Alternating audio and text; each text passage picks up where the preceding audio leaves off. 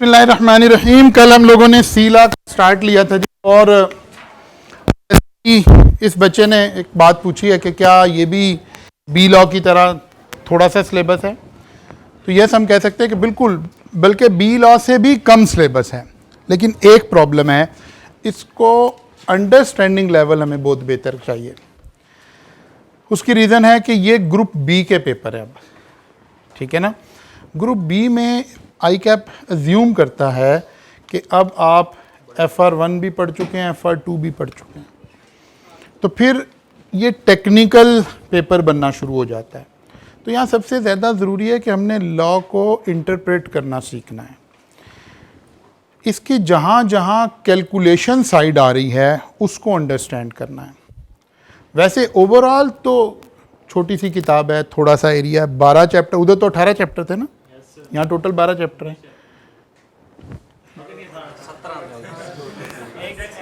मैं 18 ही पढ़ाता रहा हूँ, पता नहीं तुम 19वां कहाँ से पढ़ाए हो इसलिए कुछ समझ नहीं आई मुझे। अच्छा जी, वापस आ जाए जी। कल हमने आगाज़ किया था जी, और हमने सबसे पहले तो समझा था कि इसमें एरिया क्या है। तो हमें 5 डिफरेंट एरियाज नज़र आए थे, ठीक है, जो कि जिसको हम बोल देते हैं। इससे हमें अंदाज़ा होता है क्या वेटेज क्या है, और एग्जामिनर इसको फॉलो कर रहा होता है, ठीक है ना। फिलहाल हम ग्रिड ए पढ़ रहे हैं क्योंकि हम चैप्टर नंबर 1 पढ़ रहे हैं, फिर चैप्टर 2 पढ़ेंगे, तो ग्रिड ए पढ़ रहे हैं। ये इस एरिया का वेटेज ऑलमोस्ट 20% इन एग्जाम भी होता है। पेपर का पैटर्न वही है जो बी लॉ का था। 15% MCQs आ रहे होते हैं, 50% केस स्टडी आ रही होती है, और 30-35% प्योर रटे वाले सादा सवाल आ रहे होते हैं। अच्छा जी, ये सारा काम हम कल कर गए थे, और कल हमने कंपनी के बेसिक करैक्टरिस्टिक्स को समझने की कोशिश की थी।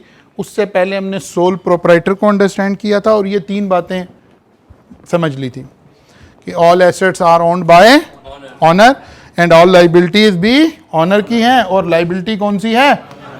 अनलिमिटेड। मींस अगर लॉस हो गया तो पर्सनल चीज़ें भी बिक जाएंगी।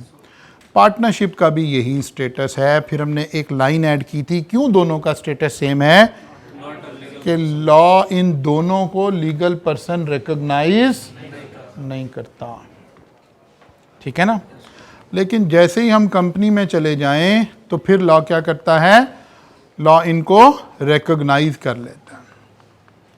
सबसे पहला काम लॉ में क्या बताता है कि company is an artificial person. Law की नज़र में कंपनी का स्टेटस क्या हो गया? पर्सन का हो गया। जब पर्सन का स्टेटस हो गया तो अब इसकी लाइबिलिटी भी अपनी होगी, और ये एसेट्स भी ओन कर सकेगी, कंपनी के अपने राइट्स भी होंगे, लाइबिलिटीज भी होंगी। फिर इन वाली बातों को हमने पढ़ना शुरू किया था, ठीक है ना। ये सारा काम करके फिर हमने बुक रीडिंग कर ली थी, ठीक है बात। ये यहाँ तक हम सारा काम कर गए थे। आज कहाँ से शुरू करना है जी?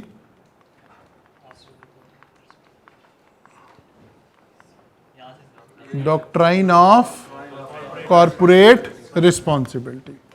Unlike sole trader and partnership, a company is a legal person separate from its owner. अब इस पूरी लाइन का जो मफहूम हमें समझ आ रहा है उसको हम क्या कहते हैं? Doctrine of corporate personality. यानी कंपनी को हम एक सेपरेट एंटिटी तस्वूर करते हैं। Law recognize a company as person with legal right and obligation similar to those of ordinary। जैसे हमारे राइट्स हैं, हमारी जिम्मेदारियां हैं, हम एसेट अपने नाम से खरीद सकते हैं, यही सारे काम अब कंपनी कर सकती है। किस उसूल के तहत? डॉक्ट्राइन ऑफ कॉर्पोरेट रिस्पॉन्सिबिलिटी के तहत। अच्छा जी, कंसिक्वेंस ऑफ सेपरेट पर्सनैलिटी, यानी इसके नताइज क्या निकले? Limited liability of the owner of the business.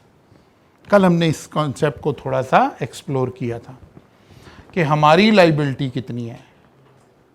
Limited. Limited का मतलब क्या है? जितना पैसा कंपनी में लगा है हमारा बस वो डूब सकता है। कंपनी को उससे ज़्यादा नुकसान हो गया तो हमने अब पर्सनली हम रिस्पॉन्सिबल नहीं है, कंपनी रिस्पॉन्सिबल है। हाँ, कोई कंपनी को सजा देनी है, उसके सारे एसेट्स बेच दो, सारा कुछ कर दो, कंपनी को सजाए मौत दे दो, मतलब लिक्विडेट कर दो, खत्म कर दें कंपनी को, यहां तक जा सकते हैं आप। लेकिन मेरे पर्सनल एसेट्स को नहीं छेड़ा जा सकता। यही बेनिफिट है कॉरपोरेट सेक्टर में रहकर बिजनेस करने का।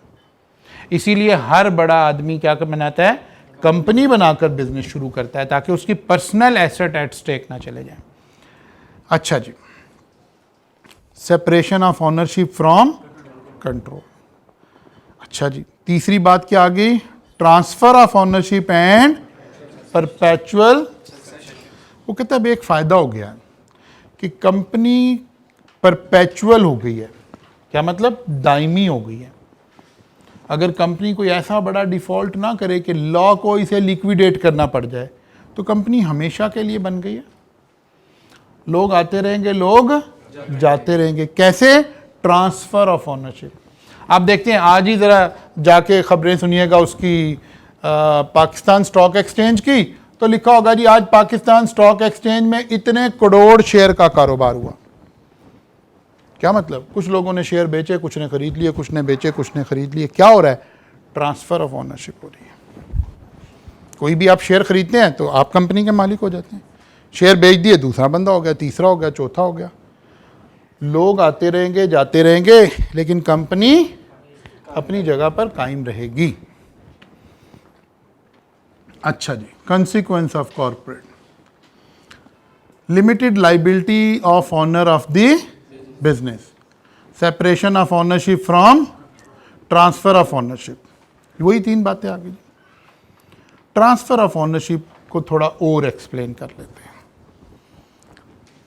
The capital of the company is represented by share. हम क्या करते हैं, हम कंपनी का जो कैपिटल है, जो पैसा इन्वेस्ट हुआ है, इस पैसे का कोई एक यूनिट बना लेते हैं।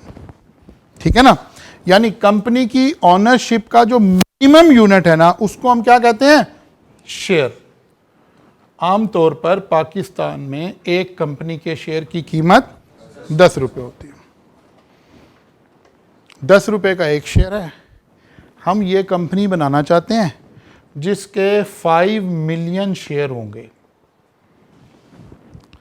इसका मतलब है हर बंदा 10-10 रुपये देगा, तो कंपनी का कैपिटल कितना हो जाएगा, 50 मिलियन हो जाएगा। ठीक है ना, ये बात लिखी हुई है। The capital of the company is represented by share and the share holder और इट्स ऑनर। अब जिसके पास ये शेयर है वो कंपनी का क्या है, मालिक है। असल आपने आज क्या करना है, जाके एक अकाउंट खुलवा लिया। मैं हाइपोथेटिकल बात कर, आपने जाके एमसीबी बैंक के 2-3 शेयर खरीद लिए, पीएसओ के कुछ 5-7 शेयर खरीद लिए, डीजी सीमेंट के कुछ शेयर खरीद लिए, इंश्योरेंस कंपनी के आदमजी इंश्योरेंस के शेयर खरीद लिए, थोड़े थोड़े 2-2, 3-3। ठीक है, अब किसी ने पूछा आप क्या कर रहे हो आजकल, उन्होंने कहा यार बस कोई ख़ास नहीं कर रहा, एक मैंने बैंक खोला हुआ है। ठीक है ना, मियां मंशा के साथ पार्टनर हुए एक कंपनी में।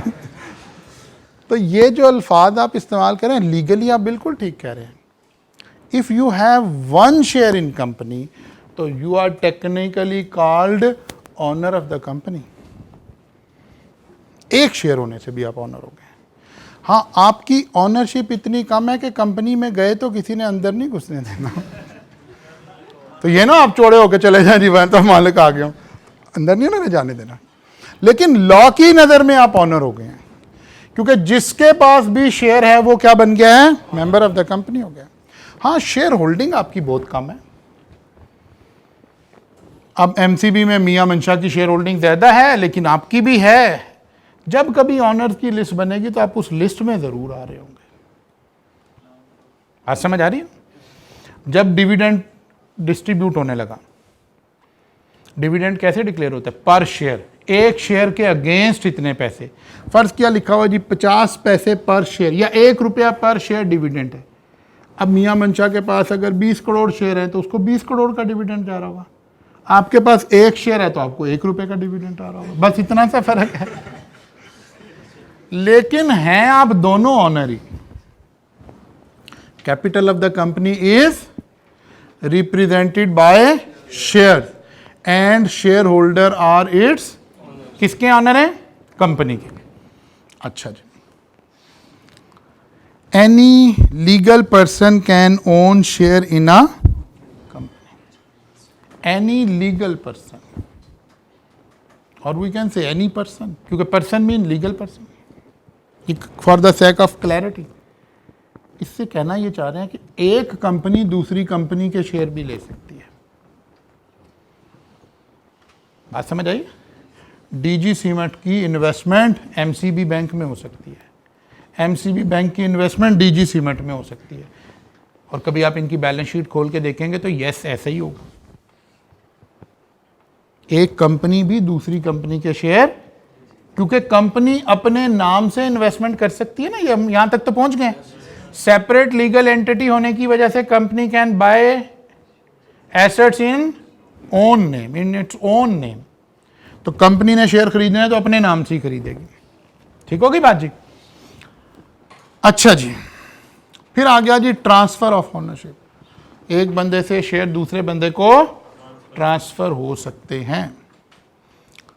परपेचुअल सक्सेशन, क्या मतलब हुआ कि कंपनी दायमी, परपेचुअल एग्जिस्टेंस, अगर कंपनी कोई डिफॉल्ट ना करे, या आखिरी चैप्टर में हम जाके पढ़ेंगे कि कभी ऑनर खुद भी चाहते हैं कि हम अपनी कंपनी को क्या कर दें?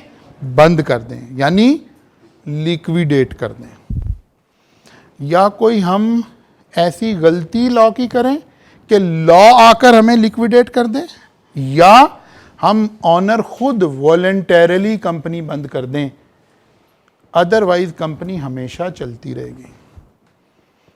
सोल प्रोप्राइटर का स्टेटस ये नहीं है। सोल प्रोप्राइटरशिप में या पार्टनरशिप में भी आपने बात पढ़ी थी कि अगर एक पार्टनर की डेथ हो जाए तो पार्टनरशिप डिसॉल्व हो जाती है।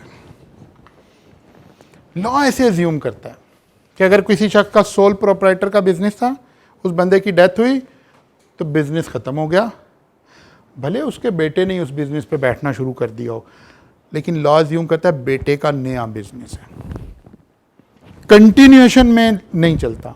इसका मतलब है एक सोल प्रोप्राइटर 200 साल तक बिजनेस नहीं कर सकता, उसकी जैसी डेथ होगी उसके बिजनेस की डेथ हो जाएगी, लेकिन एक कंपनी हमेशा चल सकती है। ठीक होगी बात जी? जैसे कि यहां ये लिखा हुआ, क्या लिखा हुआ, क्या कंपनी का नाम आ गया जी? ये दुनिया की सबसे पुरानी कंपनी है, ठीक है, चाइनीज कंपनी है ना, वो इस तरह से, नहीं जापानीज कंपनी है, जापानीज कंपनी है, तो वो नाम शायद हमें पता नहीं आ रहा होगा, ठीक है, लेकिन ये दुनिया की सबसे पुरानी कंपनी है। मुझे भी नहीं आ रहा ना, वरना पढ़ना रहता अब तक। कोंगो गोमी। तो अच्छा, तो ये दुनिया की सबसे पुरानी कंपनी है, मतलब परपेचुअल सक्सेशन। कोई हम सुनते हैं ना जी, नेस्ले कब से काम कर रही है जी, लिवर ब्रदर कब से काम कर रही है जी, कोक कब से काम कर रही है, क्यों? ये कंपनीज थी, तो इनकी जो एग्जिस्टेंस है वो परपेचुअल हो सकती है, हमेशा हो सकती है, दायमी हो सकती है। अच्छा जी, transfer of ownership and perpetual succession. अब किताब में क्या लिखा है जी? The capital of the company is represented by share and the shareholder are its owner. The term member and shareholder are used interchangeably. However, few difference that have. वो कह रहा है कि एक लफ्ज़ हम इस्तेमाल करते हैं मेंबर ऑफ द कंपनी, और एक लफ्ज़ इस्तेमाल करते हैं, ये अभी अगले चैप्टर में जाकर इसको रिफाइन करेंगे, लेकिन आमतौर पर इंटरचेंजेबली इस्तेमाल हो जाते हैं। लेकिन इसमें थोड़ा सा डिफरेंस है, फेजेस का एक डिफरेंस है, नेक्स्ट चैप्टर में इसकी बारी आएगी। Who can own share? अभी हमने पढ़ा है, any legal person can own share in a company including other companies. It is very common in practice for some companies to own some or all share of the other company. बाद दफ़ा पूरी company ही दूसरी company की company होती है, जिसे आगे जाकर हम सब्सिडरी कंपनी बोलेंगे, होल्डिंग एंड सब्सिडरी। R2 पढ़ रहे हैं कि नहीं? कंसल्टेशन तो नहीं शुरू होगी? अच्छा, पढ़ा है, कुछ बच्चे तो पढ़े हैं, तो अभी हम इसमें भी आगे चल के बात करेंगे। वो कह रहा है कि ऐसा हो सकता है कि एक कंपनी क्या है, मसलन एक कंपनी है, फ़र्ज़ कर लें XYZ कंपनी है जी एक,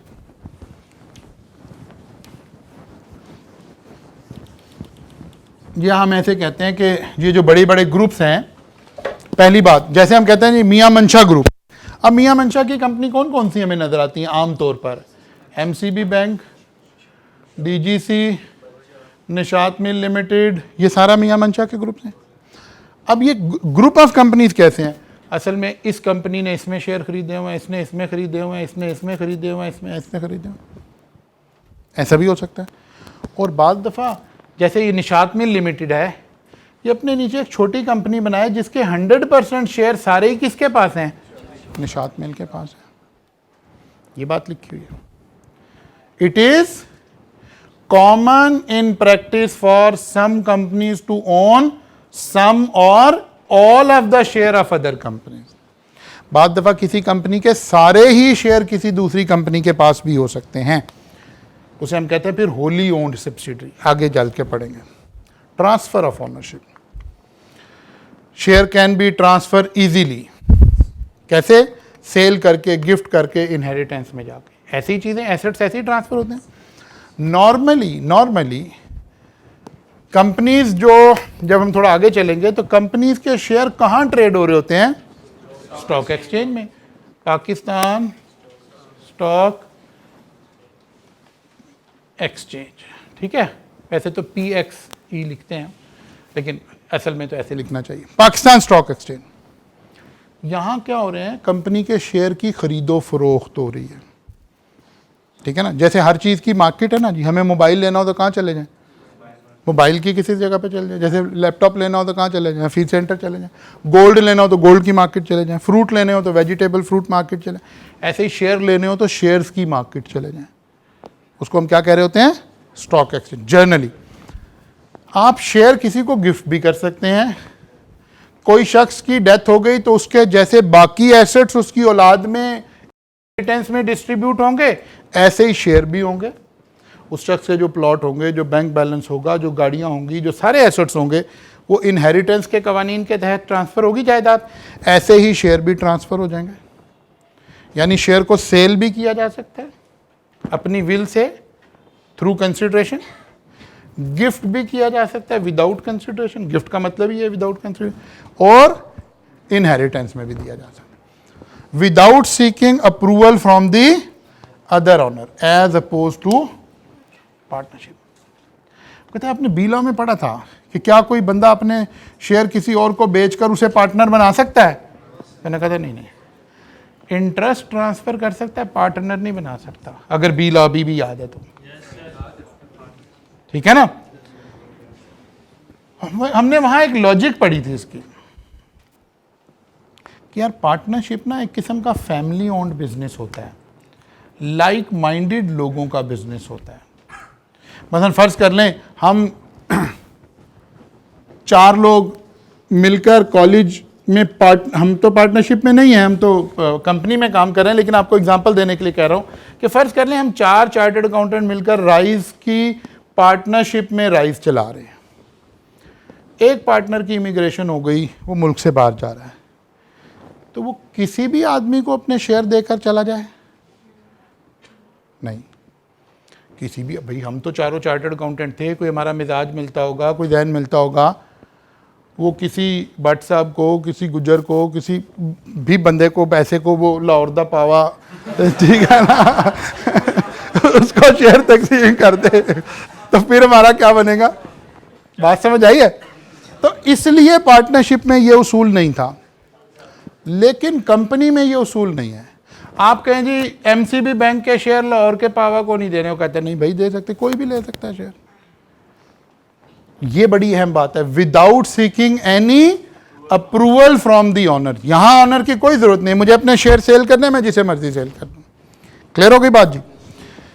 अच्छा जी, share transfer. When the share are transferred, the right associated with the share such as right to receive a portion of any dividend paid by the company or the right to attend and vote। जब हम कोई किसी company के share खरीदते हैं ना, यानी हम कंपनी के मेंबर्स बनते हैं, तो हमें कुछ राइट्स मिलते हैं, जिनमें पहला राइट क्या है? Right to receive dividend. अगर कंपनी को प्रॉफिट होगा तो हमें डिविडेंड मिल रहा होगा। डिविडेंड किसको कहते हैं?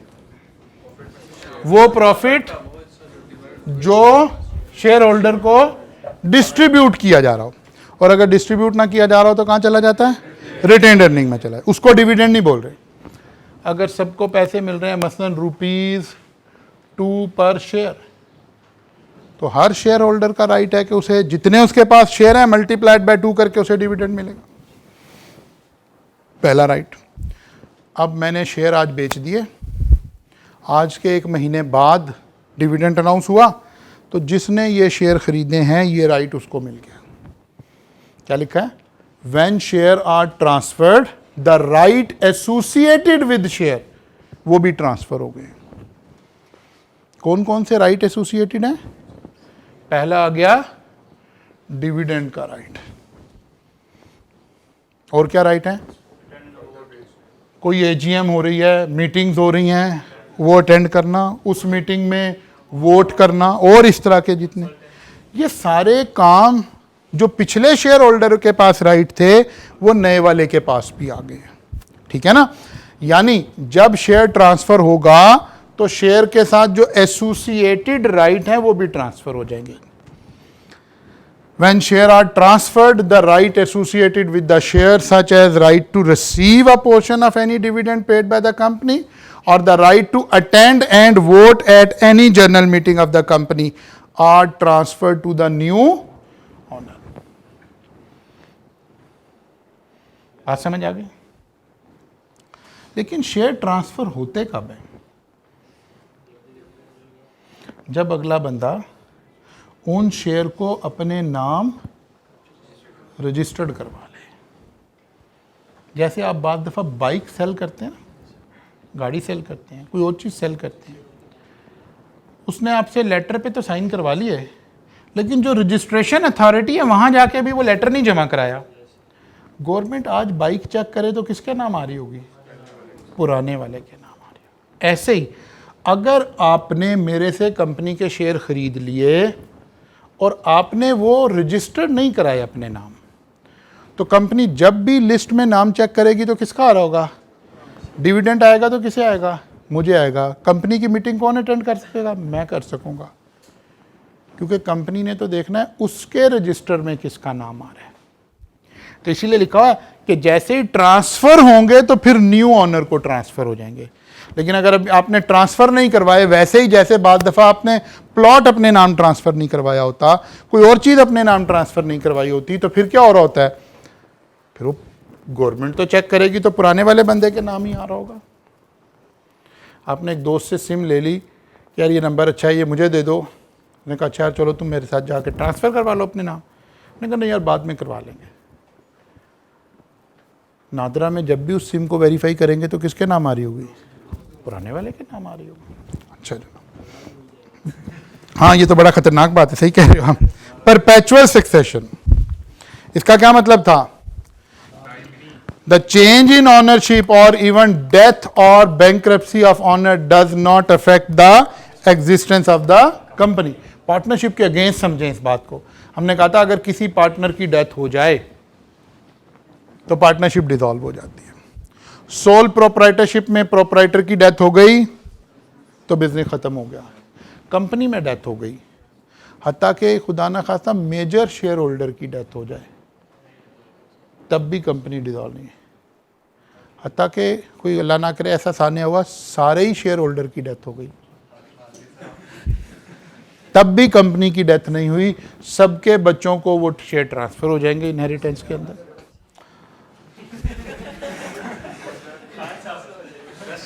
चलो मैं ले लूंगा उसके शेयर, फिर यही हो सकता है तो उसके शेयर किसी मदरसे में दे देंगे। ठीक है जी। जो शेयर ट्रांसफर की जो रजिस्ट्रेशन करवानी होती है वो हमने खुद जाकर करवानी होती है या ब्रोकरेज होता है? नहीं, असल में अब तो जब हम आगे चलेंगे ना, अगले एक चैप्टर में आएगा। अभी एक ये चैप्टर जो है ना इंट्रो कर रहा है सारे सिलेबस का। एक कंपनी है which is called CDC, central depository company. हम कंपनी के एतबार से हम बहुत सारी अपने मुल्क के बारे में बुराइयां भी कर रहे होते हैं, हम हर वक्त ये भी रोना रो रहे होते हैं कि दुनिया कहाँ चलेगी, हम यहाँ खड़े ऐसी बातें कर रहे होते हैं। लेकिन कुछ चीज़ों में हम दुनिया में बिल्कुल टॉप ऑफ द लाइन जो कंट्रीज हैं वहाँ खड़े हैं। और करप्शन दुनिया में कहाँ है यार, हैं?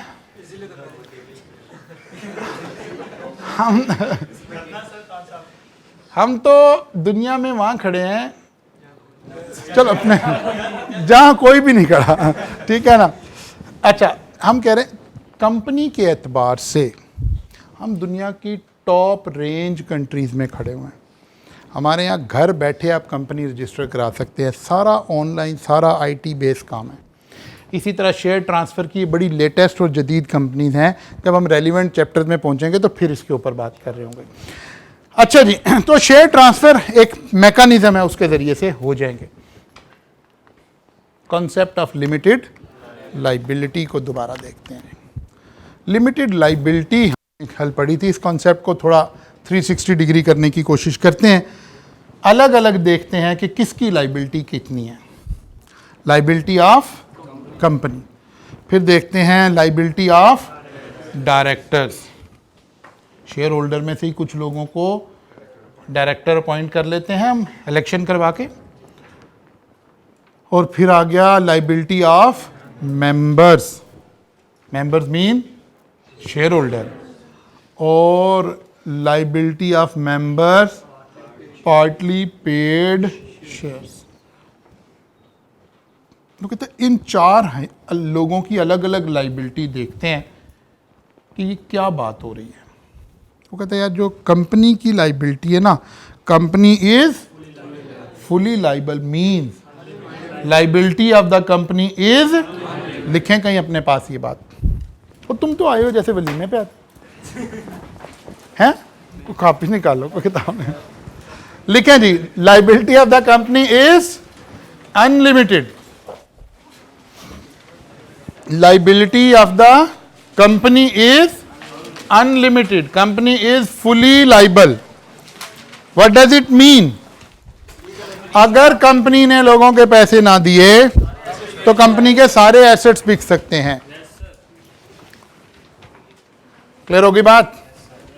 अच्छा जी, number 2, if acted within their power not liable personally. किसका जिक्र हो रहा है? डायरेक्टर का। वो कह रहा है डायरेक्टर को जो इख्तियारात दिए गए हैं ना, अगर तो उसके अंदर अंदर रहकर ये काम कर रहे हैं तो फिर डायरेक्टर की भी कोई रिस्पॉन्सिबिलिटी नहीं है। किसकी रिस्पॉन्सिबिलिटी है? कंपनी की। क्योंकि डायरेक्टर भी कौन है? नॉर्मली शेयर होल्डर ही तो है ना।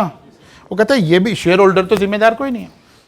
वो कहते हैं हाँ कुछ ऐसे फ्लॉज हैं, कुछ ऐसी लीगल बातें हैं कि अगर वो इन्होंने ना मानी तो फिर इन्हें सजा के तौर पे हम लाइबल ठहरा रहे हैं, अदरवाइज इनकी लाइबिलिटी कोई नहीं है। Liability of members limited to the amount of their. अच्छा, अब इस जुमले को जरा अब हमने समझना है।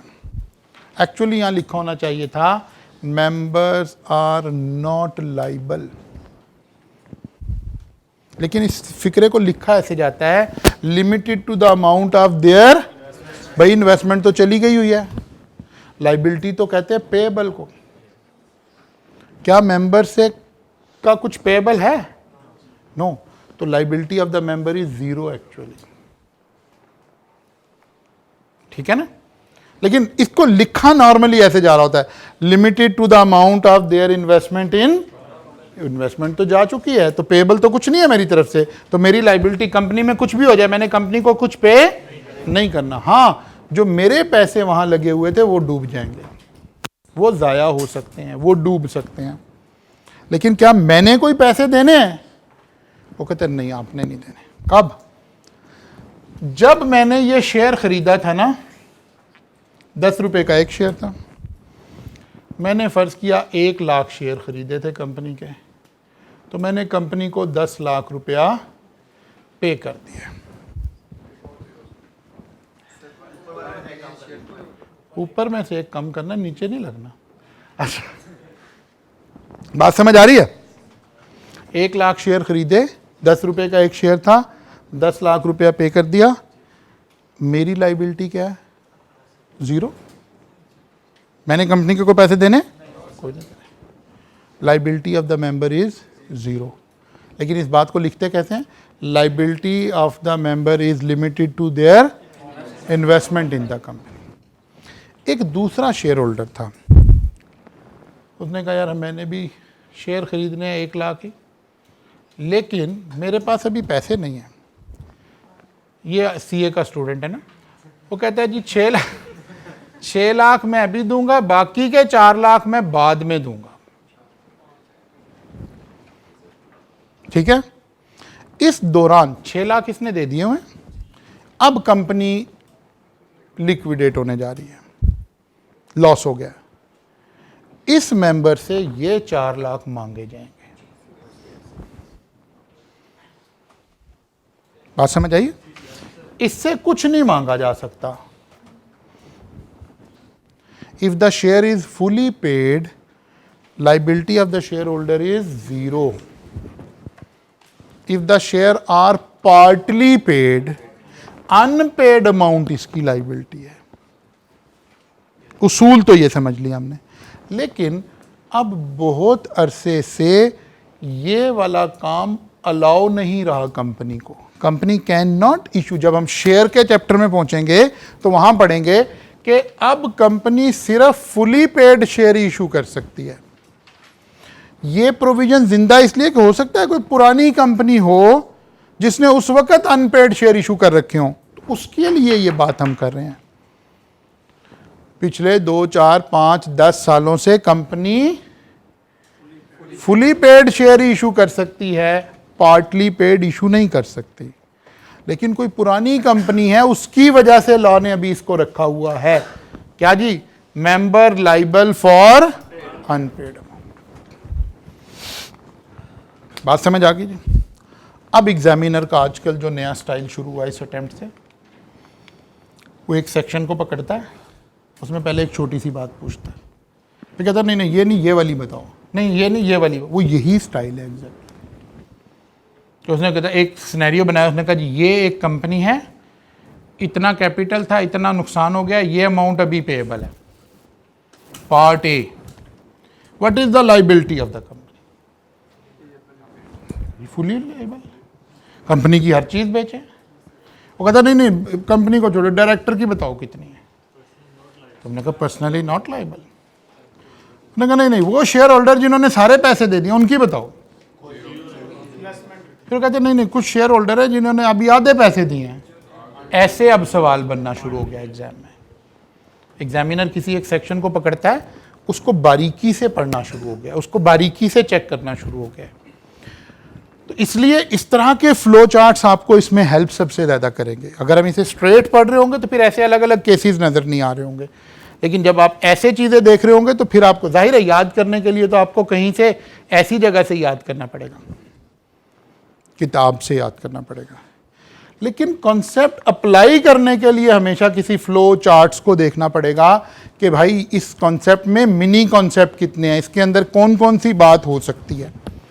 तो हम इंशाल्लाह जैसे ही ये वीक हमारा कंप्लीट होगा, हर वीक हमारे टेस्ट भी हो रहे होंगे, कुछ हम होम असाइनमेंट्स के थ्रू भी टेस्ट ले रहे होंगे, ठीक है ना, ताकि इन सारी चीज़ों को इनकॉर्पोरेट रखा जा सके।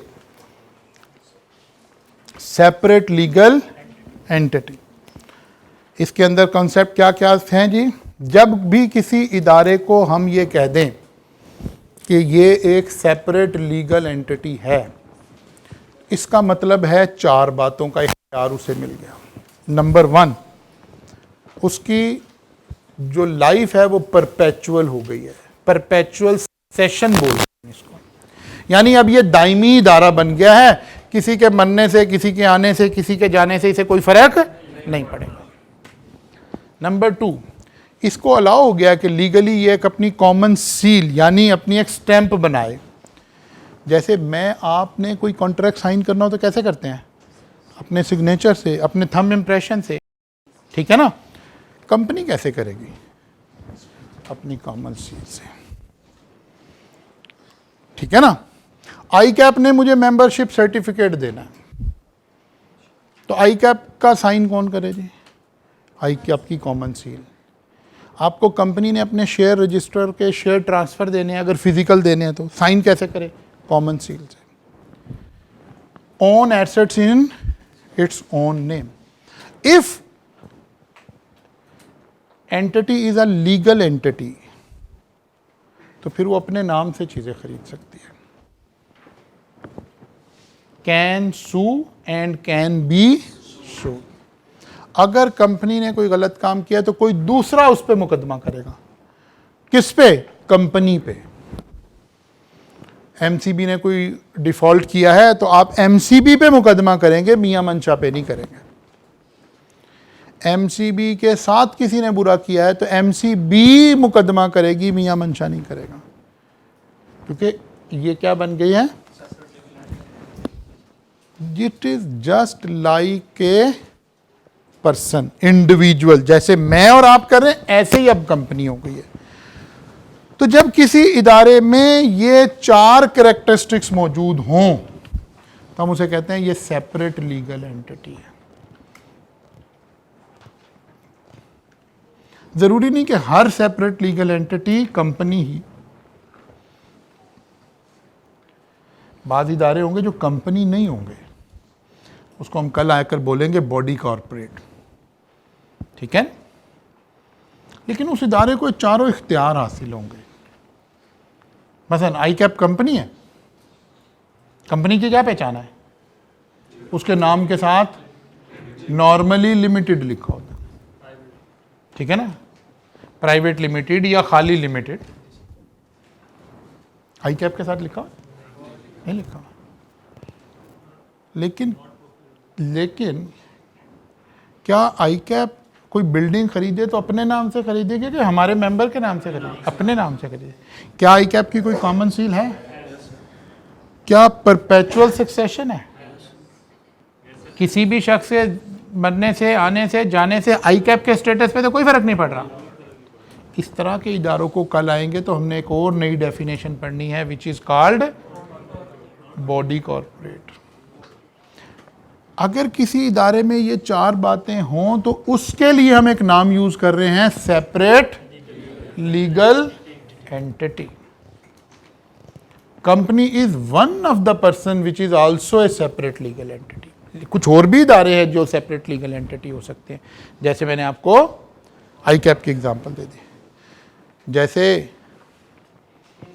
जैसे पाकिस्तान इंजीनियरिंग काउंसिल होगी, बिल्कुल, वेरी गुड. पाकिस्तान मेडिकल, इस तरह के सारे इदारे, जैसे कि आपका वासा, फोला, ये सब बहुत सारे इदारों की एग्जांपल आ सकती है. जैसे आपका स्टेट बैंक ऑफ पाकिस्तान, ये सब इदारे कौन है? सेपरेट लीगल एंटिटी है. इदारा अपने नाम से केस करेगा, इदारे पर केस किया जाएगा.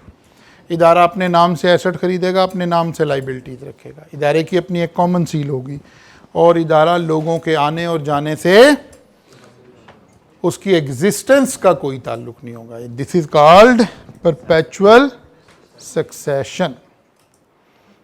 कल आएंगे तो इंशाअल्लाह ताला यहाँ से फर्दर आगे चलेंगे.